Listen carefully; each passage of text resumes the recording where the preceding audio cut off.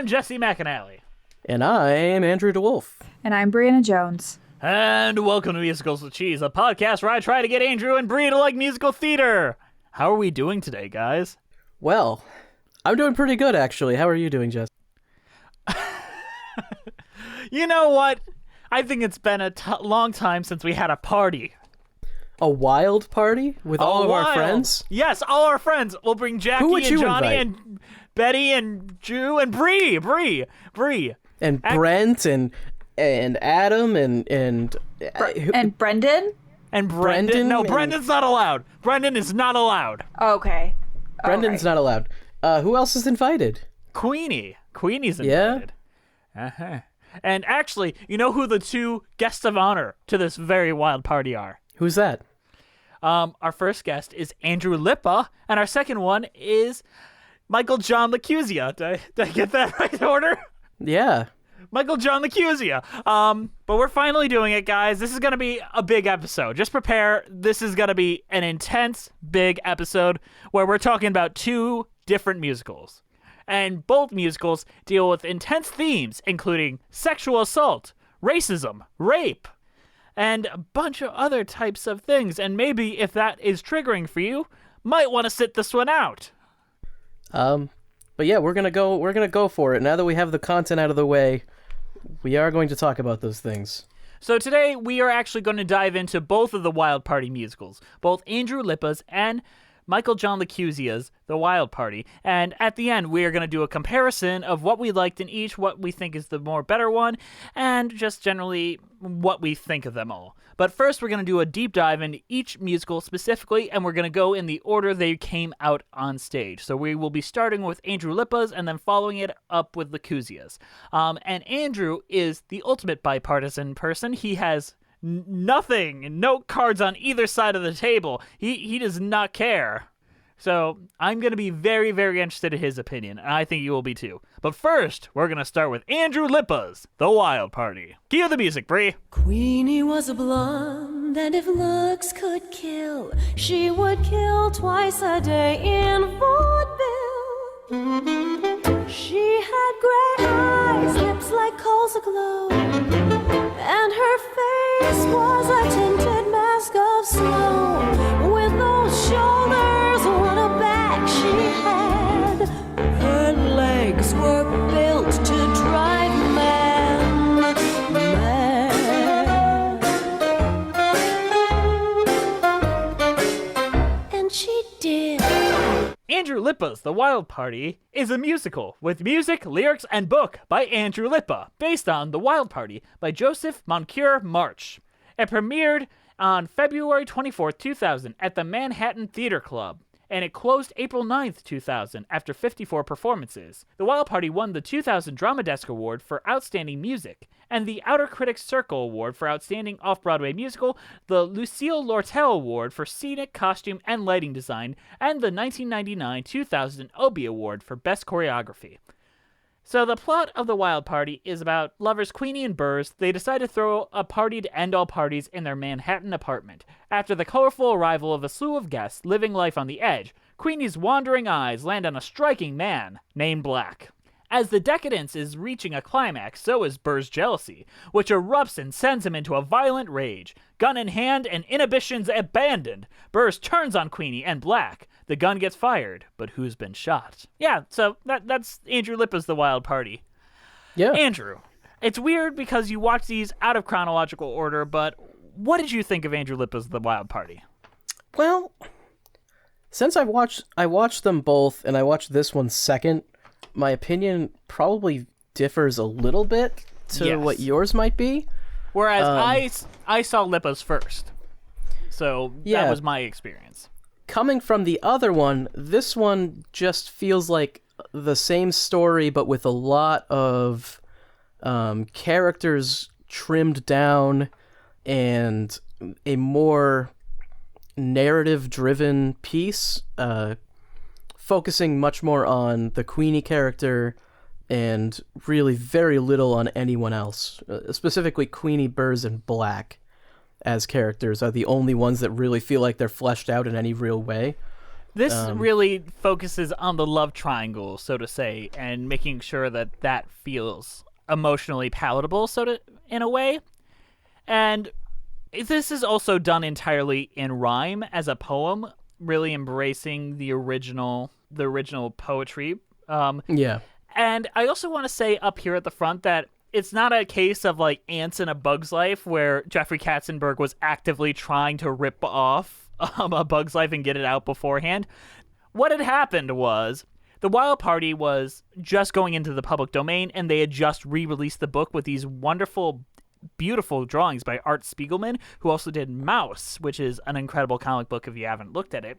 And so Andrew Lippa and Michael John LaChiusa just both saw it on the New York Times like bestseller list and was like, well, now I got to look at this. Oh, it's in the public domain. This reads like it would be a great musical. Let's do it. And they both just started around the same time, and they both finished around the same time, and then they're both on the New York stages within months of each other. Like, one play was getting the roses meant for the other play. One person was going to one play being like, when's Idina Menzel coming on? And the other one was like, when's Eartha Kitt coming on? And they're at the wrong place. So it's legitimately they were like at the same time? That's crazy. Like, there's like a little overlap between them of where they both were playing at once. And there was the debate of whether or not Lippa's would transfer to Broadway, but then LaChiusa's transferred to Broadway, so it's like, what the fuck are we supposed to do now? Maybe they meant to put Lippa's on. Lippa's does feel more like a Broadway show in the modern sense. Like, this show is similar in style to like your modern Dear Evan Hansen's and all those that are on Broadway right now. Yes. And Lippa at the time, his like wasn't really a big guy quite yet. I will refer to the time I interviewed Andrew Lippa, and I will give Bree clips of this, where he told me about the development of this. And I got to New York, and I joined the BMI Musical Theater Workshop. I was fortunate enough to get accepted into that group, and continued to be only a composer and work with different people. And I wrote John and Jen with my friend Tom Greenwald, and again, I wasn't a lyricist on that project. And then I discovered a long-form poem in the bookstore at the end of 1995 called The Wild Party, and I didn't have any writing partner who wanted to work on it with me, and I decided I was going to write The Wild Party as a musical and make it like Cats. I would set poetry to music and make it theatrical. And early in writing The Wild Party, I realized that there wasn't enough in the poem that was in the first person that said, I feel this, I want this. And I started writing my own lyrics. And showed a couple songs to my friend Jeffrey Seller. Again, all roads lead to Jeffrey Seller when it comes to making musicals for me. And I showed it to my friend Jeffrey Seller, who's also from Michigan. And Jeffrey said, "Who wrote the lyrics?" And I said, "I did." And all he said on the phone was, "Keep going. You should keep going." And cut to about a year and a half later, and Jeffrey Seller and his then business partner Kevin McCullum took out the professional option, and they actually were the commercial producers attached to The Wild Party when it got produced at the Manhattan Theater Club. So Jeffrey and Kevin were very instrumental in getting in producing The Wild Party with the Manhattan Theater Club. Basically, he said this was supposed to be his version of Cats when he was developing it. He wanted to take the poetry and literally adapt it line for line the same way that Andrew Lloyd Webber developed Cats. But eventually he realized, well, I gotta add lyrics to it, and therefore he finally became a lyricist. And the thing is, I know we're not supposed to be comparing quite yet. I feel like this really falls short in the book. Whenever they aren't singing, the show really kind of falls apart. Whenever they are just kind of like talking or spitting out plot, I lose a lot of interest. But as soon as those song numbers go on, they have an energy to them. They feel effective. They are. It feels like an entirely different show starts. And while they are very anachronistic to the time, they're very much rock-based. They have electric guitars sticking in.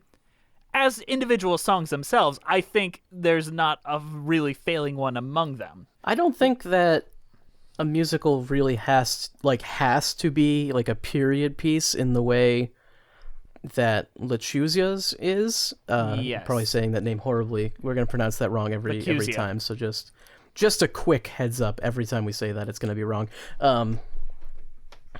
Whereas that one actually did like a vaudeville style, this is just like a modern rock style, which is fine. I don't think that shows are something that needs to be pigeonholed into, well, this takes place in the 20s and you used music that wasn't in the 20s. Well, so look at Hamilton. That's like the king yeah. of why that can work. Yeah, you don't have to do that. And I don't think that this show is worse than the other because of that, although some people may. I'm not sure. Mm-hmm. But I think there's an old saying, and we talked about this on my other podcast, Dear Friends. I think it hasn't even aired yet. But we brought up the fact that a book is so important to a musical, and it's secretly important. Like, if a book works, you won't know it. If it doesn't work, you will 100% know it. And this... Now, what do you think fails in the book about this one? I think it's streamlined and written in a really wacky way that is both audacious for, like, a theater play in New York, but also doesn't suit the very kind of Broadway-y nature of the music and the visuals. Because I think aesthetically, this feels a lot tamer and a lot less groundbreaking in a way that is effectively reflecting the music. Whereas the actual dialogue feels so strange and otherworldly in a way that suits the LaChiusa one more, in all honesty. I think we have to talk about the tone of this show. Yes. Because the real difference between these two shows, other than music style and things like that, the tone is the biggest one, I think. So this show is very lighthearted. I'm not sure how you would put it.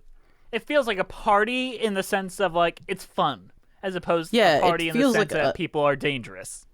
It feels like it's a show that wants to be fun until, like, not at the beginning, because at the beginning they have, and we've already given the warning, there's sexual assault at the beginning of the show. Opening scene. But I read the book very, very quickly this morning. Okay. It is a quick read. It's there, and the relationship between Queenie and Burrs is more or less, he's a very violent man. There's an entire segment about him beating her with a shoe, like his shoe and all that. And in this musical, it's like, they were both vaudeville performers, and they got along because they were both really, really good at sex. That was their driving force. But she was not quite as intense as he was, and it scares her. That is what Lippa's thing is. So it's not quite a sexual assault in the same way as LaChiusa's is very, very much a real sexual assault. The thing with encounter. LaChiusa's, though, is it's actually different characters where that happens. And the placement of it is drastically different, and we'll get into that. But in this one, there is definitely... Let's just break down the plot of this one real quick. Yeah. So we open with Queenie and Burrs, and they have weird sexual energy, and he basically sexually assaults her in the opening scene. She decides she wants to throw a party to try to embarrass him, more or less. She seems like she's kind of done with him in a way, and she's 1 foot out the door already. Yeah. Whereas he doesn't seem to care about her, or at least he plays off that he doesn't. I think he just is a sociopath where he obsesses over her more than actually has a romantic feeling for her. Yeah, because by the ending of it, he is, like, desperate to have her back, but at the beginning, it doesn't seem like he really cares about her for anything besides sex. I think he sees her as property and doesn't like other people touching his things. Yeah, which is something that sadly a lot of relationships devolve into, I think. Thanks, man. You're terrible. But they have a big party, and I think this is where I feel the show falls short of the other. They kind of introduce a lot of the guests, but not really. They don't give them as much time as the other show does, and I think the other show is very interesting because of that. But this show, there's a lot of guests, and they have a bit of an introduction number, but it's always mostly about Queenie and her meeting this other guy, Black, who shows up. I think he's with her friend Kate. Am I wrong Yes. about that? And I will say that this one expands on Kate and makes her a much bigger part of the narrative. Like because it's not Kate, exactly a love triangle as much as a love square. It is, although the Kate and Burrs thing is not developed as much as Black and Queenie. No, it is not. Where I think it's just that Kate wants to get revenge on Queenie for being obsessed with her fellow that she brought, and then Burrs is just not into it. Yeah, but basically Kate and Burrs kind of get together, and I think really Burrs just goes along with it because he wants to have sex with someone, and he doesn't really. That's about it. And then Queenie and Black kind of like get along, I guess. How would you put it? They find kinship in one another. Like, I feel like that relationship is really expanded in a good way. That feels real. I feel like Black is very underdeveloped, especially compared to Kate. Kate as a character is big. You get where she is, and she's really cool, and you kind of love seeing her on screen. Whereas Black, who is basically our knight in shining armor, so to say, like the most normal one of them all. Yeah. And normal is hard to play. Interesting is the saddest part of all, and he's like the one character of color in here. Yeah, but by the end of the party, it's really about Burrs wanting to get back at Queenie for leaving him, basically, and he storms in with a gun and wants to kill her. He wants to kill someone. Like, he is so like jacked out of his mind that he doesn't care who he kills. He just wants to shoot someone. It could be him, could be him, it could be himself even. Like, yeah, and you have a just sequence so where whacked he's out kind his of mind. he's devolving into drugs and all that, and talking about how he wants something he doesn't really even know. He just goes in and he has a gun, and someone ends up getting shot. He spoilers, ends up I guess. killing himself. Well, I mean, Yeah. He's dead. And then Queenie has to send Black away because she's worried he'll be like murdered if they think he killed someone. Yeah, the ending of this one I don't like as much. The police show up and she's like gonna turn herself in for murder, I guess. Yeah. Even though definitely was self-defense, but Right. I mean, I think it's a little iffy, like a blurred line, so to say, as to whether she's gonna like say it was self-defense or whatever. Because everyone remembers what happened that night, and Burrs was kind of violent towards everybody all night. yeah. But it ends very ambiguously with her just walking away with the gun and the curtain drops. I think it's more to say that she's lost both the men in her life, and she's got to figure out her own way now. And I think it's slightly uplifting, so to say. More uplifting than the other one. Well, the other one has a darker tone throughout, so... Right. What do you think of like the vaudeville elements? Because I feel like this embraces the vaudeville side of it more and less the minstrel side. Because they're like dressed. He is literally a clown. He dresses up as a clown. I personally feel like this one embraces the vaudeville less because I think vaudeville and minstrel cannot be separated. Right. Like the vaudeville and minstrel, and I feel like this show kind of backs away from a lot of the more serious elements that the other one touches on. I agree, but it also feels like it's more streamlined and a complete story more than the other one. Yeah, it's a story with less to say, and it feels more like they were trying to make something that audiences would like with this one. And I guess we're kind of stuck in that rock and a hard place. I feel like this has no teeth, but it goes down easier, if that makes sense. Yeah. It's Jell-O. You don't need teeth to swallow it down, but it's not really filling. Yeah, and I think as a full work, I mean, this is an easier show to recommend to people. Yes. You know? And as an album, almost, it's a great album to listen to. It's almost like saying like a Katy Perry album is easier to recommend to someone than like an avant-garde album, though. It's like it doesn't say anything about the artistic merit of it. It's just easier to recommend because it's not as edgy and not as difficult to talk about, you know? And this is much more humorous, intentionally so. Like, there's an entire song about a woman being a lesbian, and it's all about puns about vaginas. Yeah, it doesn't have the edge that the other has. I mean, it has an edge, but it's like it's like ABC edge, where the other one has Showtime edge. Yeah.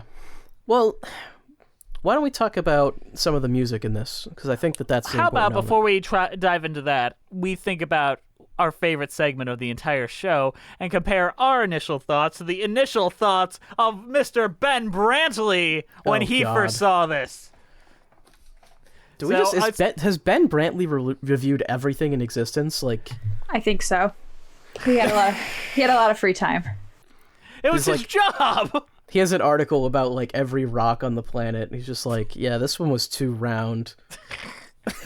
So it's time for reviews. The time where Bree reads the New York Times reviews and compares it to what we think about it. And once again, Ben Brantley saw this first, and the reason why they didn't move it to Broadway is because, according to Julia Murney, they didn't have the Times review. So this is the Times review that ruined their chances of going to Broadway. So let's dive in.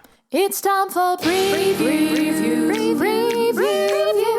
It's time for previews. All right. Okay, so New York Times head theater critic Ben Brantley said Mr. Lippa's score has a jittery, wandering quality, conscientiously shifting styles and tempos as if in a search of a lost chord. Lippa's book and lyrics have expanded the focus of March's notoriously cool-blooded poem to depict a quest, not just a novel sensation, but for that funny thing called love. The ballads are of the high decibel, swooning pop variety made popular by Frank Wildhorn. Ugh. I disagree with that. Mr. Lippa's fares better with pastiches of jazz, vaudeville, and gospel vintage, although these two suffer by comparison to the Candor Ebb songs for Chicago. The accompanying lyrics can be squirm-making, as when Queenie laments near the show's end, laughing at our neighbors, smiling through a hiss, how did we come to this? He did not like it. Yeah. Not as scathing as a lot of his stuff, but he definitely tends to didn't not find be it as great. scathing for things that are off-Broadway, in all honesty. Like, if they're off-Broadway, he tends to have a little bit more gentle hands, but on Broadway, he tends to pull the knives out. I want to talk about some of the songs now. I want to take a moment to dive into those. I think all of Burr's songs are fucking great, for one. I think Burr is probably the most interesting character in just how horrible he is. Yes, he is a super villain levels. Is that accurate to the poem, like the original? Page 3, he's beating her with a shoe. Yes. Okay, so it absolutely is accurate. Okay. Yes. And I also think that Brian Darcy James, who plays him in the original cast of this, looks a lot like Burrs from the Art Spiegelman drawings. If anything, they're making him more sympathetic here than it sounds in the poem.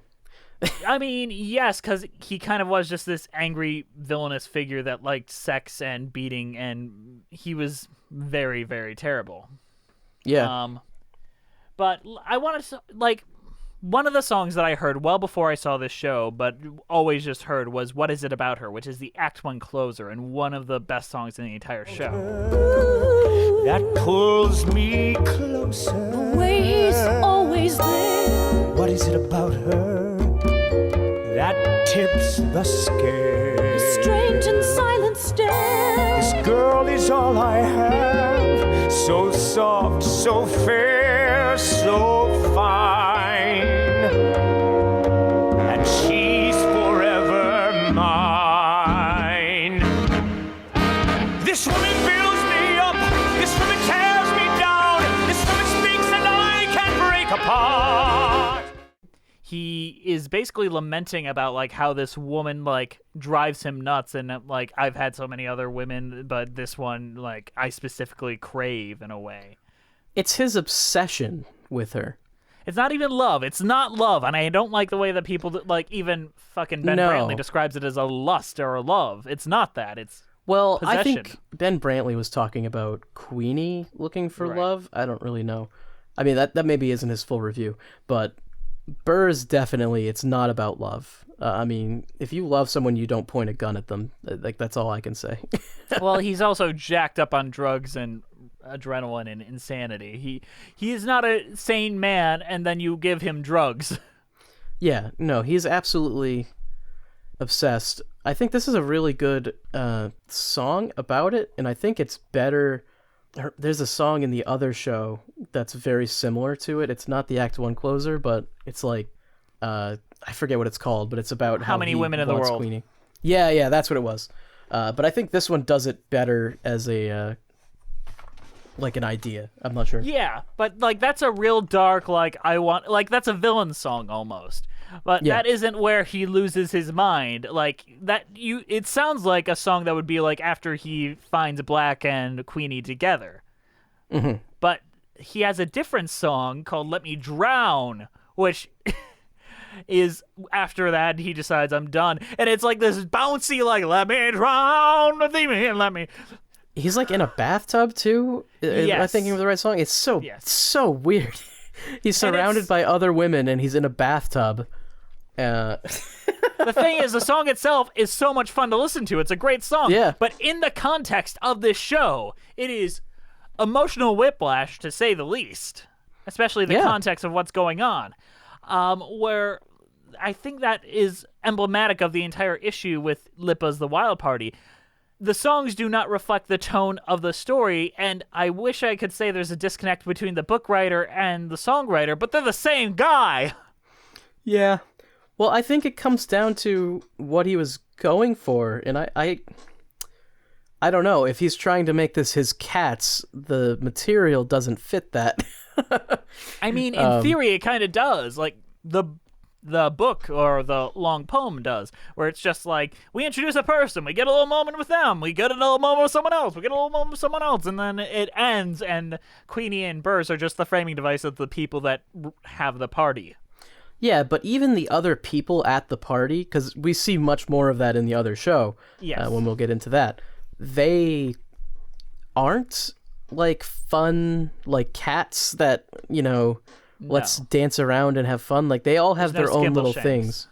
Yeah, they all have their own little thing that's going on with them. But this show cuts all of them for the most part. I mean, they're there, but they're not really a big part of the show. And they focus heavily on the Queenie and Burr thing, which is just a bad relationship and is just dour. And the way it ends is so dismal. And then all of the songs in the show don't really reflect that. I do want to talk briefly about some of Kate's songs, specifically Life of the Party, which is the Act 2 opener. Don't you wanna be the life of the party? Don't you wanna be the top of the heap? This is where the jamboree never ends. Wind up and counting friends instead of counting sheep. If you wanna join the heavenly choir, hurry up and get yourself in line. But don't you pass the life of the party until you pass the wine. Which is on its own This is a good really one. fun song, and and it shows like who she is and extends on the character we've seen up to that point. I think Yeah. that in and of itself shows you the potential that this idea on the show that this could have been. Where like this and like Wild Wild Party, like both of those feel very much like, oh, this could have been a more consistently toned piece, because they both have the twinges of darkness. They don't go all the way left, all the way right. Whereas the big issue with like Make Me Happy, What Is It About Her, and all the other ones, those are either very dark or very bright. Whereas these skate the middle. And I feel like Lippa, I think if we like do a little revision to the score, we can really make that line ride a bit more. Yeah. Another thing that I wanted to bring up that I find interesting is this has a more Broadway structure than the other one. And when I say structure, I mean this is a 2-hour, 2-act musical with a very Yes. blatant "I Want" song. The start of Act 2 is a song that doesn't really tie back to the story, but is effective character work. It has a think- climax. the reason it does is because this is meant to be more of a classic easier stage show. piece. Yeah, it's a stage show specifically. He picks a main character, he picks a focus, and I think that works for making the show more watchable. But I think that, like, I, for one, and I don't know if you felt this way too, Andrew, I felt this show seemed shorter than the other one. I felt that they were about the same length. This is significantly longer because it's a 2-hour, 2-act show, where the other one is 90 minutes. It's a 1-act, 90-minute show. So I guess that this one did feel shorter, I suppose, if they felt about the same length. Yeah, and that's kind of the weird thing about this. I think it's because it has that traditional structure where you kind of can expect where everything's going to be, and it guides you in. It feels like a more satisfying experience, but it is trying less weird things, which makes me... I appreciate it less, but enjoy it more, I think is the best way to describe that. My brain has those chemical reactions to narrative story structure to this that I like having. I think narrative story structure has a very good place in stage shows, and I think cutting down on the characters makes sense in this. Although, having watched the other one first, I did miss some of the other characters because I found them more interesting. I think part of the problem is the source material doesn't give you a huge amount to work with Queenie. She's just not that interesting of a character. She doesn't have a huge amount going on, and really she doesn't do much during the plot other than just meet a different guy and then have her old boyfriend come and try to kill her. And that's about it. You know, like, there's not a lot that happens, you know. The plot is kind of thrusted upon her. She makes one big decision to not stay with Burrs, and then she pays the consequence, quote-unquote, for that. And then she discovers she doesn't need to rely on men. That is her arc. And I almost feel like, because of that, Burr feels like the main character for a lot of the show. I get that, too. We keep coming back to him, and he is the one that is driving, like, decisions. He is the one that decides, like, I'm gonna do this, and I'm gonna not care about Queen anymore. Or I'm gonna come back and I'm gonna kill somebody in here. Like, he's the one making the decisions. All right, we keep teasing about it, and the last song I really want to talk about is "Make Me Happy," which is the climax between Black, Burrs, and Queenie. Jump right in, rather lose or win. You're gonna make me happy, break my heart. Go on, tell me lies. Big surprise, look how you emphasize it. Call my bluff, come on, make me choose. Sugar, win or lose. You're gonna make me happy. In my hand, your future was golden. Now it's what I hold in my palm. In my hand, you made a good living, giving me the quiet and calm. In my hand, you promised forever, but I see you dropping the ball. In my hands, I think this is the opus of this entire piece. I think this is the best scene, best song. Like, this is the reason why this show exists, and I think it is really effective, dramatic, and feels like a good way to wrap this all up. It feels like an 11 o'clock number where the stakes are real, the characters are coming to a head, and everything is breaking down. I think it gives good fodder for great performances. Like, I can watch just amateur productions of this, and this song is always a fucking blast to watch. For a long time, before I even saw this show, this was my alarm in the morning. Like, this would just play at 6 a.m. every morning, and that would get me up, because it is such an intense number. This show earns it more than the other as well. Yes. I feel like this shows you the real degradation of Burr's mental state, and this is the culmination, and it makes sense that this is the action he decides to take. Yeah. The other show, honestly, Burr's gets kind of lost. And I guess we'll get to that very soon. But in this one, it very much builds to this moment, and it's a good climax. And again, the narrative structure of this show is just better. It's just strong, comparatively. Yes. And it gives Queenie a chance to fight for her own, like, ending, like, because she is the one that basically tricks Burrs and distracts him into and let Black get the chance to steal the gun away from him. Yeah, and then she's also the one who gets to make the final decision of sending Black away as well. It does give her more to do. I feel like I wish she was a more interesting character, I suppose. I think that they, for most of the show, didn't do that much with her, but... That's fair. All right. Are you ready for a mid-show before we talk about LaChiusa's? Yeah, and you say you don't have much to say about it, but I feel like I actually kind of do, so... See, I had a lot to say about Lippa, so I think we'll even out in the end. But All right. let's go into a mid-show announcement.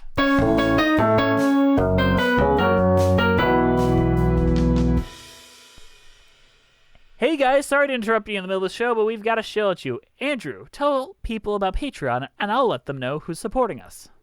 Well, Patreon is where you can go if you'd like to donate to us to keep the show running. We also have perks for people, like you can get video versions of our episodes. You can see a separate Patreon-only series that we're doing on... What are we doing it on now? Gallivant. Gallivant. We're starting that up. We actually haven't recorded any of those yet as we're saying this, but there's probably one up now. I'm sure we'll get one recorded. Yeah, I'm sure there's one up. Yeah, and there's other things as well. I mean, you have the whole back catalog of Annie-related content. So, Annie. Jess, who's supporting us? Our wonderful supporters include Melissa Goldman, Terry Needleman, John Donna, Max Lunig, Lily Ackles, Danielle Renix, Jess the Stampede, Ewan Cassidy, Taskier, Fire September, Monica Thoreau, Mina Maniri, Brent Black, Haley Murray, Allison Wonderland, B-Way Flicks, Nathaniel Stacy Coombe, Joseph Evans Green, Carrie Ahern, Irigale Jouet Whiter, Christine Malmedel, Cole Birchfield, Mary Lou Choquette, John Vanals, Heck You, I got by... Oh, I understand your confusion with this one last time. Heck You, Yeah. I go by Elijah now. Russ Walker, Musical Hell, Emily Gracie, Angel Van Barson, Tablam, Kyle Summers, Jen A.C., Kyle, Christina Francis, Felice A., Skylar, Liz Lim, Corey Wilmarth, Allison Stuller, Nothing is Certain Except Beth, and Taxes, Elizabeth, John Vanals, Thespian, Ren Cullen, Jamie Holland, Wait in the Wings, Lady Malvolia, Spectacle Machine, Jacob Stroop, Robert Benjamin, Rachel T., Jessica Tubis, Genevieve Hartnett, Cassandra Pina, Mitchell Young, Dale Windecker Jr., and Chai Teacup. And also, I wanted to bring up that you can request episodes for us, and this episode was actually requested by Danielle Renix, one of our $20 patrons. She requested just the Lippa one, but I felt like we kind of need to talk about both. If we're doing this, we really need to we need to dive into both. But these folks give us a little extra financial support that helps us keep the lights on here at Musicals with Cheese. If you'd like to join them and become like one of our patrons, come do that. Also, we got merch. Go to musicalswithcheese.com, click the merch button. You can buy our logos and plaster it on your body. All right, guys, let's get back to the show. Queenie was a blonde and her age stood still, and she danced twice a day in the vaudeville. Gray eyes, lips like coals aglow. Her face was a tinted mask of snow.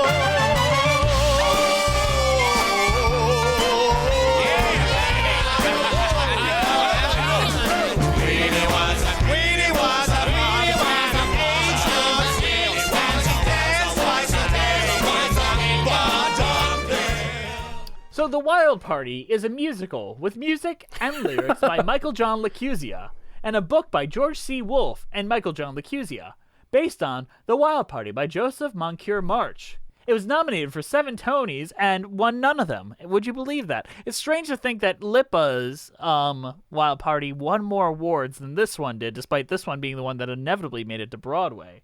It has the exact same story, and we don't need to reach through all that. All the same trigger warnings from Lippa's still stand for this one.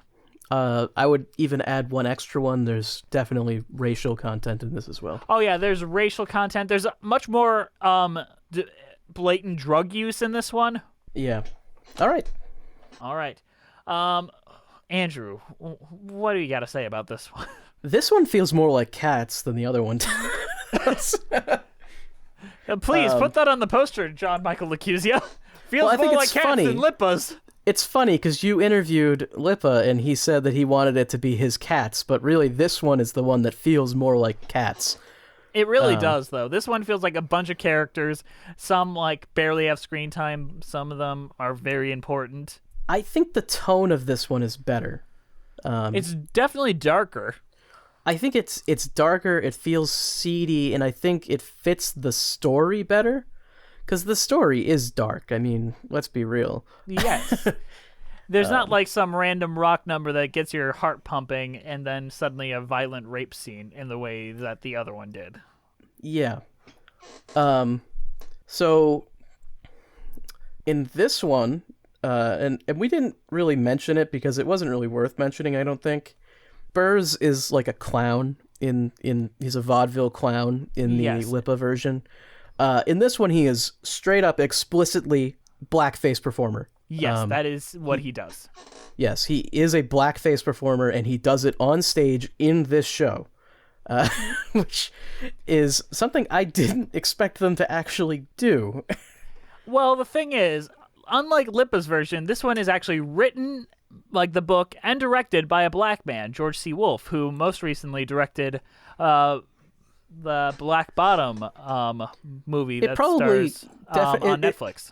It probably helped them feel more bold, we'll do it, having that sort of support for it. Like, if a black person is helping make your show, you probably feel more... the controlling artistic flow of this, so he decides how it's told and what elements he wants to use. And as a bit of information that I learned from Adam Wachter earlier today, originally it was not supposed to be Toni Collette as Queenie in this. It was supposed to be Vanessa Williams in whiteface, and at the end she was supposed to wipe it off. So I think that was supposed to be like a juxtaposition between him wearing blackface as a minstrel and her basically playing a fake white character and then eventually taking that off. That would have been a very interesting way, but since we now have Toni Collette because Vanessa Williams pulled out, that element is kind of off, and the blackface seems much more pointed and vulgar and makes you sick to your stomach. Which it should. I mean, it's blackface. If you don't feel sick seeing it, you should reconsider your life. Yeah, if it's a joke to you, you've got issues. Yeah. Or you're just a time traveler from the 1920s. As I said, a racist. Yes. So there's that. And there's also the placement of the sexual assault scene, which in Lippa's version, it's at the very beginning of the show, right off the bat. In this one, it's a different set of characters, and it's near the end of the show, and it is very... I don't want to say jarring, because it's not like it doesn't fit tonally, but it's very uncomfortable. It's jarring for me at first, because it starts as what seems to be a comedy scene about how much this girl loves doing cocaine. Yes. And then it just turns into a violent rape where he's taking advantage of this very, very... Yeah. And by violent, I mean, it is explicit and quite graphic, I'd say. Yes. And, like... As we say that this musical has teeth where the other one doesn't, this one literally opens with Toni Collette's tits out and graphic nudity, and the other one felt kind of like a PG-13 or a very light R-rated thing. It's not that the other one is completely tame and Disney-fied, but if you compare these two, that's what it feels like. But just as it said, darker does not imply betterer. No. And I think the elements where this is better is not necessarily the darker elements. I think the better part is the introduction of more characters that are pretty interesting. Yes, but it also muddles the overall storytelling. Yes. Quite a bit. Yes. So we also have, and we've only talked about Queenie, Burrs, and Black, because in the Lippa version, and Kate. In the Lippa version, they're the only characters that really matter. Right. Whereas in this one, you get the same characters, but we also have the brothers, Diarmano or something. There's something like Diarmano. Yeah. And they're you have Dolores. You have Gold and Goldberg, who are producers on Broadway. Is it Broadway? I think they are on Broadway. Lights at Broadway, yeah. You have Jackie, who is a what does he call himself? Ambisextrous? It's very weird. It's like a very violent, gross, like sex man. It's gross. Yeah, he's the guy who does the rape. You got have Oscar, who is the boxer, who does he appears a little bit in the Lippa one. Nowhere near as much, though. He was nowhere near as much. And he is also in the Lippa one. He's is he a white character in that? I feel like he is. Yeah. In this one, he is a black character in a interracial couple. Yes. And that's a point that they draw to attention. But also, this is interesting that African American does not play black in this one, which was an interesting choice too. Which makes the fact that Lippa did choose to put there as one black actor in the role of black even more eyebrow raising. In fact, I think what's interesting is Black. Also, he doesn't show up to the party as like a love interest. He shows up as almost like a gigolo or something. He's kind of a guy, and he's a lot less of a knight in shining armor in this one. He's a lot more duplicitous. Everyone at the party is a piece of shit. Like, even our quote-unquote heroes are very bad people. Everyone is bad. Yes. There are people who are worse than others, but there's nobody in this that I would say this is the good guy. I think there's more characters, honestly, but like there's a lot. And like a huge portion of this show is just introduction songs. Right. And that's great. I think my favorite character who is in this that isn't in the other one is Dolores, played by the Yzma herself, Eartha Kitt. Like, she is so incredible, and she adds so much. Like, it adds a weird layer of, like, clout to this overall production. And there's, like, some big names. You got Oscar nominee Toni Collette. You've got Mandy Patinkin, who is huge. Like, this is a stacked cast. Yeah. I think some of the best, like some of my favorite numbers are from the introduction scenes with I think the Golden song is pretty humorous, where it's talking about anti-Semitism, I believe. It's them saying that Goldberg would be more successful if he changed his name to Golden to remove the Jewish element of it. Right. But Goldberg doesn't want to do that. So there's like a comedy number of them debating whether to change it to Golden or Golden Goldberg. And then you have the brothers who sing Uptown, which is just kind of like a fun song, but Burrs also thinks that Golden Goldberg are going to bring him uptown, which is like a big point. And the brothers are weird characters, and I wish we saw more of them, because they're like gay lovers but also brothers, and it's like it's a little incestuous. It's like incestuous and dark and strange. I do want to talk a little bit about one thing. I don't really want to go into the songs yet per se, but these two shows have this opening numbers with the same title and the same opening lines of the song. The song is Queenie Was a Blonde. It's from the book, poem, yes. I assume. So I know we're not really comparing them quite yet, but like I think I like this one better. Like, this one feels much seedier and much grosser. Okay, talking about music style at the very least, I prefer this show. I figured you would, is the thing. Like, even like before we dived into this, the other one's not your type. This one drops the pop sound, and you know, I try not to go hard on pop shows, but I do prefer shows that do something more interesting than just a pop sound, for the most part. And this is a full-on vaudeville style show. Which means the songs are nowhere near as memorable as the thing. Like, I can't tell one song apart from the other, and that might just be a problem with LaChiusa writing more scene-based songs as opposed to, like, songs. Well, we just talked about a different one of his shows where, honestly, I can't really tell the songs apart other than, like, lyrics. I think that's just part of his style, is he writes a lot of songs that are more focused on lyrical content over making them sound different. I think, these songs kind of make me feel off kilter in a way where it feels so like dissonant and so uncomfortable. Like even the dance numbers are like so gross sounding. I like it though, and I think that especially when you get towards the end, like the how many women in the world number is like, all right, let's talk really good. Before we get into the songs now, we got to compare our initial thoughts to the thoughts of the New York theater critic of the time, Ben Brantley, and what he had to say about this show after, like, he had already dealt with Lippa's version. So let's dive into it. It's time for Breeze Views Part 2! Breeze Views! It's time for previews. It's time for previews.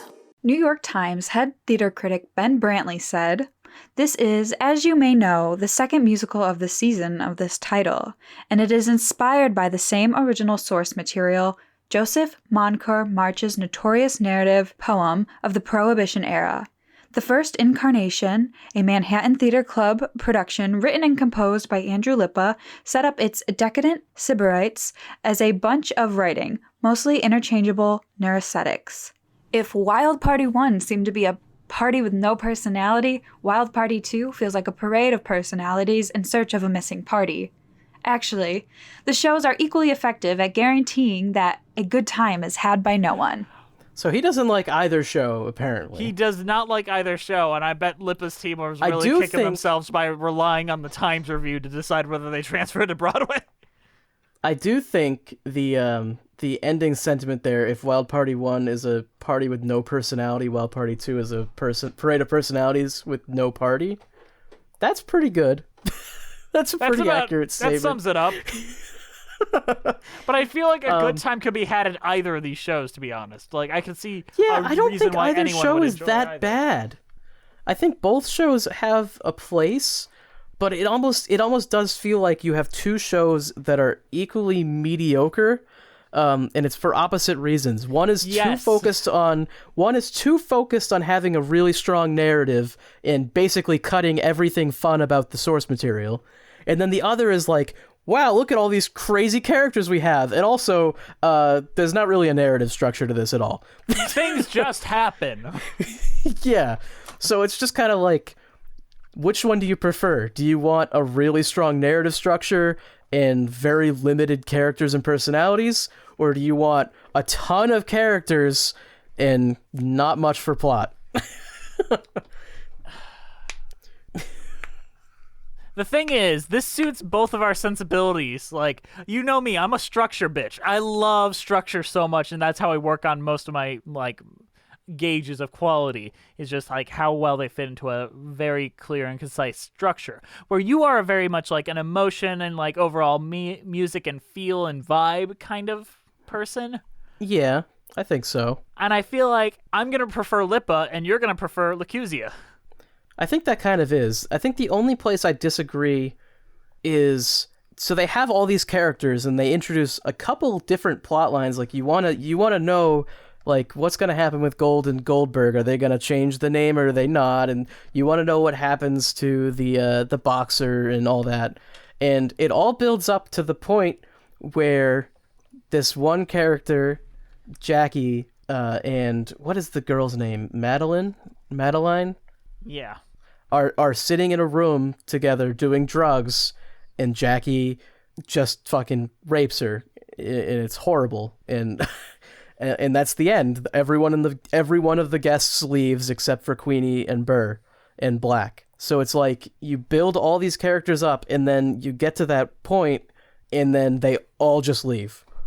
And it's like they just didn't know what to do with it. They're like, well, we have all these characters, we just got to get rid of them. Well, they were like, well, we kind of like, we need to wrap this story up. We need to get this over with. We're a 90-minute show. We don't have the leisure of like sticking around for 2 hours the way the other one did. And I feel like this show would be intolerable if it were any longer, to be honest. I feel like the show would be very, very difficult to stomach if it were very much longer. I almost feel like it's a little tasteless, though, like how they do it. Oh, it is. Because Madeline... I also feel like the source material is tasteless as well. Yeah. Madeline doesn't really have much of a character arc. Madeline is just like a young girl, and she gets raped by a horrible guy, and then they both leave the party, and we never hear from them again. Shit, I think I know what Madeline's supposed to do, and I'm just discovering this. She's supposed to be the reflection of Queenie, so she's literally just a linchpin for Queenie's arc, which is, at first she sees her, she takes her under her wing, like, you're gonna learn everything from me, you're gonna be great, and da-da-da. Yeah. And then she sees her, like, get into drugs, get raped, and physically assaulted, and then Queenie has to deal with her own demons, with Burrs, and deciding what she wants in her life, and that could have been a really good storytelling linchpin to trigger Queenie to take action in the final scenes. I don't think they show it that way, and I think that's what they intended to that way, and it's not effective. It's too crass as well. Like it's too much. Like it's hard to watch, and then when you just see Madeline like just run away, and then you never see her again. It's like, ooh. You know, it leaves a really bad taste in your mouth. It's not good. Okay, there's only one song I want to talk about, really. Now I'm sure. looking at it. Let's say 1.5. I want to talk about Dolores' song, When It Ends, which is basically the 11 o'clock number where Eartha Kitt just gets to own the stage for a bit. It is wonderful. I love this number. It is just like a great time for a wonderful actress.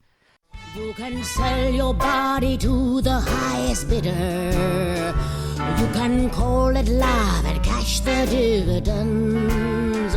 You can take 1,000,000 lovers, but you're on when it ends. Beauty won't matter and brains won't matter when the world falls apart one cold and starving night. I don't know what it means. I don't know why it's here. Why is she the one singing it? Like, there's all those questions. Well, she's like an older like actress who was big and now she's not anymore. Yes, but she still like knows like I'm still very sexy and I could fuck anyone in this room if I wanted to. Yeah. And I feel like she kind of is like a narrator character almost, you know? I don't know. She's got a weird place in the story and it's hard to explain. I agree, but I love this song. Like I think this is the best actual song. Like, the problem with this is there's not a lot of actual, like, verse, chorus, verse songs, and that's often very good. Like, I love Great Comet and all that. But this one stands out because it very much is a traditional, like, actual storytelling song. Yeah. And I think near the end here, one of the most intense moments is when Burrs is just putting on his makeup as well. And this is right around when that happens. Let's just talk about Burr's song, How Many Women in the World, because it's a fuckety-ass sounding song, for one. How many women she? What other woman can take the punches? Pow! What other woman would like the punches? Pow! Pow! Pow! What other woman can look at me and say, okay, it'll do. Okay, it'll do. Okay, it'll do. Okay, it'll do. They had their Mandy Patinkin. They knew what he does, and they made him do it to the best, which is just like, he's great at patter, he's great at raising intensities, and they gave him like this really intense patter song, which is how many women, how many women, and it's just like insanity falling over. It's very but good. It makes you wish that this was like more about him, because honestly, I was trying to remember, like, during the party segments where Burrs was, and I think Burrs shows up, like, once. Like, he's not involved in, like, the party part of it. He's not he's, like, not there. Whereas in the other one, he's, like, a big vaudeville performer. He is equally involved in this as Queenie. It is his house. Whereas here, he just looks like put-upon husband trying to stop Queenie from drinking. Yeah, it's like he's not really there. And he doesn't interact with the other guests meaningfully outside of Golden Goldberg, who kind of he interacts with, like, a little bit, but his mental not really break that much. feels sporadic, out of nowhere, and unearned. Yeah. No matter how great Mandy Patinkin is as an actor, and believe me, he is one of the greats, this just doesn't land for me. And well, it I has will say the Lippa's same. does. It has the same big moment that Lippa's has, but without the narrative structure to back it up. Mm-hmm. Well, the thing is, he just shows up in blackface and is about to go... He puts on his makeup, which is a big moment. Well, he puts on bits of it, then it cuts to black, and then we see him full minstrel show with a gun, and that scene is like as over as quickly as it started. Yeah, he like pretends to be some of the guests at the party, which doesn't make that much sense. He just sings like the same bit of the song and all that. Yeah, and then it's just him and Black get into a fight, and he dies. It's not even a fight. It's like Black stands up to him, they both hold a gun, it goes off, and like Burrs falls. Yeah. And then Queenie it's just kind of over. A spectator in that scene. Yes. And then it's just kind of over. Like, nothing really else happens after that. Mm-hmm. So, very very bad ending comparatively to the other. And I think this show kind of takes off when all the guests show up, and it just kind of dies when they leave. Yeah, I think so. All right, we're running long, so let's wrap this up. Andrew, what is your overall thoughts on the Wild Parties and your cheese ratings? Oh, boy. This is going to be a hard one. And you got to pick which one you prefer. Like, you have to justify that one. Okay. I think both shows are decent, but not really great. I don't think there's either show that I would be outspokenly suggesting anyone go see. I think both of them are just kind of okay. And I don't know if that's the source material. Maybe the source material is not good enough to really allow for either show to be great. So, yeah, I don't know. They're both fine. I think I prefer the LaChiusa one, mainly for the music and the cast of characters. But it's not by much. Like, it's not like this is way better than the other one. I think they're both just fine. I don't know what to give it. I'll give it one of those cheese sticks that's like 2 cheese spiral. Have you ever seen those? Yes. Yeah, where it's like you got 2 different cheeses and neither one of them is great because it's from a cheese stick. But, you know, whatever. And is that your review of both of them? Your cheese rating for both of them? Yeah. That's actually a brilliant idea. Bree, what is your cheese rating for our discussion of the Wild Parties? I don't want to see either of them, is what I will say after hearing you guys talk about it. I like to avoid things that are triggering. Understandably. But honestly, I'm going to make up my own cheese today, and I'm going to give this a LaChiusa. It sounded better in my head. LaChiusa. LaChiusa? Like, just because his name is similar to cheese? LaChiusa. What is his name? LaChiusa. LaChiusa. We've said LaChiusa so much tonight. This is right after our first daughter suite, too, so we're like real sick of saying LaChiusa wrong. LaChiusa. I hate him. Michael John LaChiusa, you can leave me alone. I hate you. I can't pronounce your name. But that is the cheese rating I am giving it tonight. It is LaChiusa. I love it. Okay. I have great respect for both of these shows in very different ways. I really like the book and the actual like direction and like character work done in LaChiusa's. I think that one is very, very, very well written in every way except for the songs, where I feel like the songs kind of stop the story. Whereas Lippa's, I feel like they're great uses of telling the story and entertaining you while doing so. And I feel like all the arcs are more satisfyingly paid off there, despite it being a little more toothless. And a little less artsy. I love all the risks LaChiusa takes in his version, but I appreciate how much emotional payoff and stakes and like just basic story structure there is in Lippa's. So that leaves me in a really weird place where I'm going to choose my cheese rating, and I'm actually pretty proud of this. I think I came up with a really good way to describe how I feel about the two Wild Parties. So I am giving Andrew Lippa's a party cheese platter, like a cheaply made one full of cheeses that I like, though. It's like a really, really cheap cheese party platter, because Wild Party. And all the cheeses are good, but they're really badly made and like not in the best of quality. Whereas LaChiusa's is this really fancy cheese party assortment, but it's full of cheeses I don't particularly like, but are like produced way better at a higher quality. Well, now I just feel like my cheese rating was dumb. Well, I'm not gonna say anything, but you know. I mean, Andrew, you literally just said a swirl of cheese. Well, yeah, cheese stick. But I didn't say a too- real cheese. Yeah, but I was saying it because cheese sticks are kind of not that great. They're not. And it's two different cheeses because it's two different versions of the same thing. I'm pretty proud of mine. I had to think about mine, and I think mine came together pretty okay. You know what? That's great, man. That's good for you. Fuck you. Give me credit for that. I was really happy with that. The keeper of the cheese will give you credit, but I am not the keeper of the cheese. Juliet, you better tell me. You actually better message me and tell me, wow, that was a really great cheese rating. I can tell you put effort into that. Say Brianna's was better. Don't do it. Don't you do it.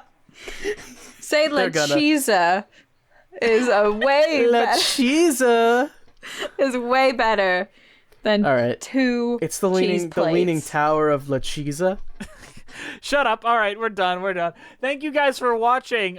Please follow us on iTunes, Spotify, Stitcher at Musicals with Cheese. We're on Twitter at Cheesy Musicals, Patreon, Musicals with Cheese, Instagram, Musicals with Cheese, YouTube page, Musicals with Cheese. We have a Patreon-only podcast called Patreon with Cheese, and we're currently covering Gallivant on there. That was the gayest I've ever sounded, and I loved it. Our email is musicaltheaterlives@gmail.com. Our transcriptions are by Masha Litvinova. We love you very much, Masha. Thank you for doing that. Our title card is created by the amazing Jolene Casco. Go send her some love on Instagram at Jolene Casco, and that's spelled with a C. Our keeper of the cheese is Juliet Antonio. Thank you for keeping track of all that. Our show is produced by the amazing, the incredible, the wonderful Brianna Jones. We love you to death, Brianna. Thank you to the Broadway Podcast Network for having us on the platform and for not kicking us off for LaChiusa. If they're going to kick us off for anything, I hope it is that.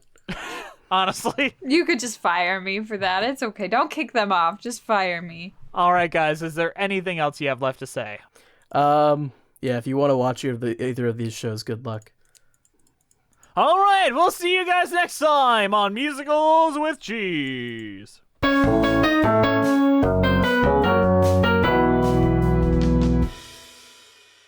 We'll be having a wild, wild party. We'll be having a wild, wild party. And now for the other one, because there's two musicals, and that'll be How Many Women in the World? How many women?